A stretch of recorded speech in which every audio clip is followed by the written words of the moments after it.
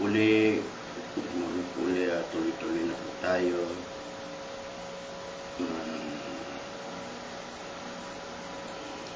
Ikalawang Pedro, Kapitulo 1. Si Simon Pedro, na alipin at apostol ni Jesucristo, sa nagsipagkamit na kasama namin ng mahalagang pananampalataya sa katwiran ng ating Diyos at tagapagligtas na si Jesucristo. Biyaya at kapayapaan nawa nga sa inyo'y dumami sa pagkakilala sa Diyos at sa Panginoong Jesucristo. Yamang ipinagkaloob sa atin ng kanyang banal na kapangyarihan ang lahat ng mga bagay na nauukol sa kabuhayan at sa kabanalan sa pamamagitan ng ating pananampalataya sa Kanya, na tumawag sa atin sa pamamagitan ng kanyang sariling kaluwalhatian at kagalingan, upang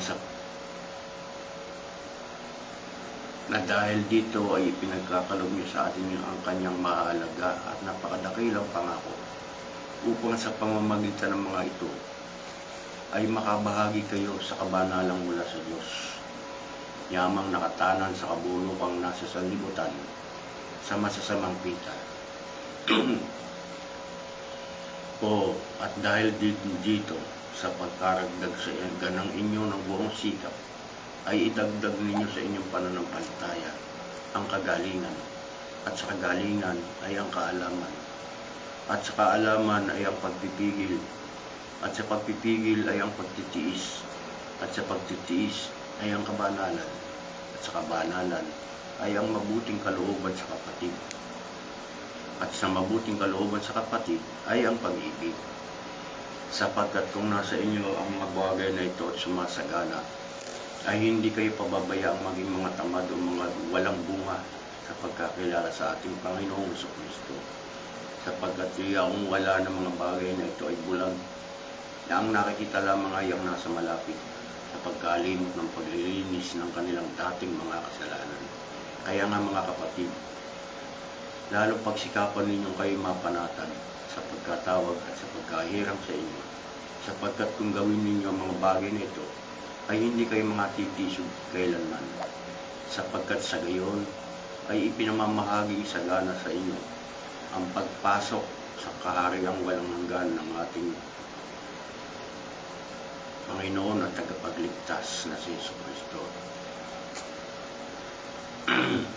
Kaya nga magiging handa akong lagi na ipalaala ko sa inyo mga bagay na ito, bagaman nalalaman ninyo at kayo pinatitibay sa katotohanan ng nasa inyo. At inaakala kong matuwid na samantalang ako ay nasa tabernakulo mo ito, ay kilusin ko kayo na ipaalaala ko sa inyo. Yamang aking nalalaman na dumarating na madali ng paghiwalay ko sa aking tabernakulo, na gaya ng ipinahiwatig sa akin ng Panginoon natin Jesucristo. Oo, pagsisikapan ko na pagkamatay ko, kaya inyong maalaala mga bagay nito. Sapagkat kami ay hindi nagsisunod sa mga katang ginawang mainam noong aming ipinakilala sa inyo ang kapangyarihan at pagparito ng ating Panginoong Jesucristo. Kundi kami ay naging mga saksing nakakita ng kanyang karangalan, sapagkat siya'y tumanggap sa Diyos Ama ng karangalan at kaluwalhatian nang dumating sa kanya ang isang tinig mula sa marangal na kaluwalhatian. Ito ang sinisinto kong anak na siya kong pinalulugan.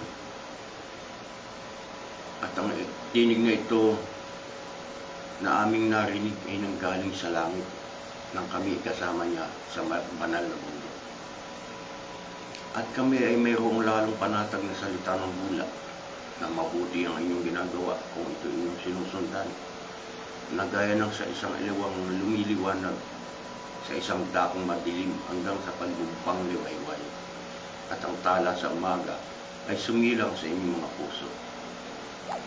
na maalaman mo na ito na anumang hula ng kasulatan ay hindi nagbuhat sa sariling pagkapaliwanag, sapagkat hindi sa kalooban ng tao dumating ang hula kailanman, kundi ang mga tao ay nagsalita buhat sa Diyos na nangaudyukan ng Espiritu Santo.